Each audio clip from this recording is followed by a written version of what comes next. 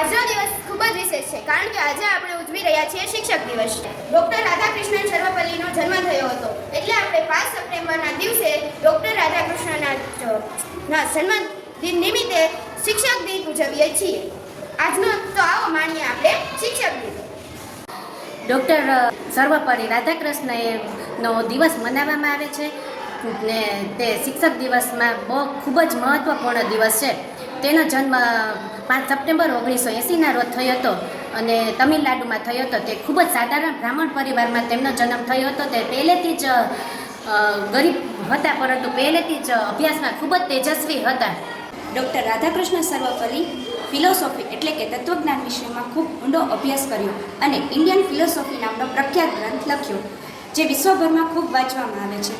તેમણે શિક્ષક તરીકે ચેન્નઈ, મૈસૂર અને કલકત્તામાં યુનિવર્સિટીઓમાં ફરજ બજાવી હતી. બાદમાં તેઓ ઓક્સફર્ડ યુનિવર્સિટીમાં પણ પ્રોફેસર રહ્યા હતા.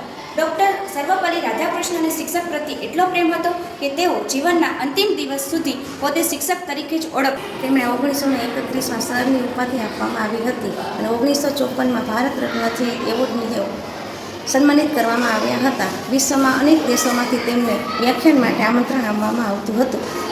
ડૉક્ટર રાધાકૃષ્ણ એ આપણે રાષ્ટ્ર સેવામાં બહુ મોટું યોગદાન આપ્યું છે. તેમણે આપણા 1952માં તે આપણા ઉપપ્રધાન બન્યા હતા અને 1962થી 1967 સુધી તે આપણા બીજા રાષ્ટ્રપતિ હતા.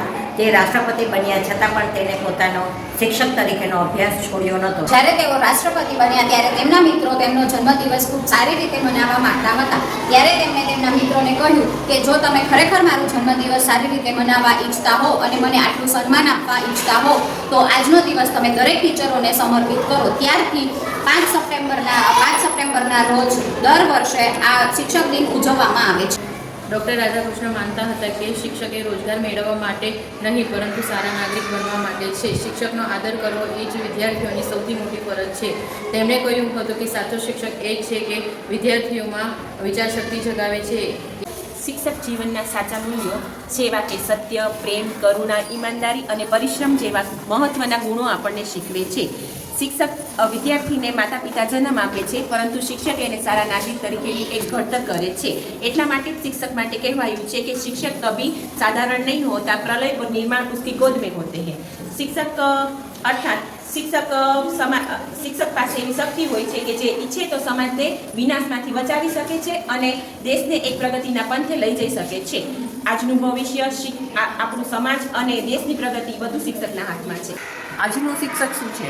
માતા પિતા આપણને જન્મ આપે છે, શિક્ષક આપણને જીવવાની કલા શીખવે છે. આજના શિક્ષકનું જીવન ફક્ત વર્ગખંડ સુધીનું જ મર્યાદિત નથી પણ તે વિદ્યાર્થીઓને ટેકનિકલ જ્ઞાન આપે છે, રમતગમતમાં માર્ગદર્શન આપે છે, જ્ઞાન, વિજ્ઞાન, સંશોધન જેવા અનેક વિષયોમાં જ્ઞાન આપી અને તેને આગળ વધવામાં મદદરૂપ થાય છે. શિક્ષક ખરેખર એક એવો દીવો છે જે જાતે બળી અને બીજાને પ્રકાશિત કરે છે. આપણા જીવનમાં શિક્ષક માત્ર પાઠ ભણાવનાર નથી પરંતુ સમગ્ર જીવનની સમજ આપનાર એક આદર્શ વ્યક્તિ છે. શિક્ષક વગર જીવન અધૂરું છે.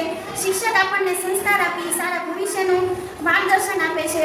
શિક્ષકનું જીવન ખૂબ જ અઘરું છે, ખૂબ મહાન છે. તે પોતાનો સમય, જ્ઞાન અને અનુભવના આધારે વિદ્યાર્થીઓને જ્ઞાન, સમજ અને સફળતાપૂર્વક એ લોકો પોતાનું જીવન સાધી શકે એ માહિતી, પ્રેરણા પૂરી પાડે છે.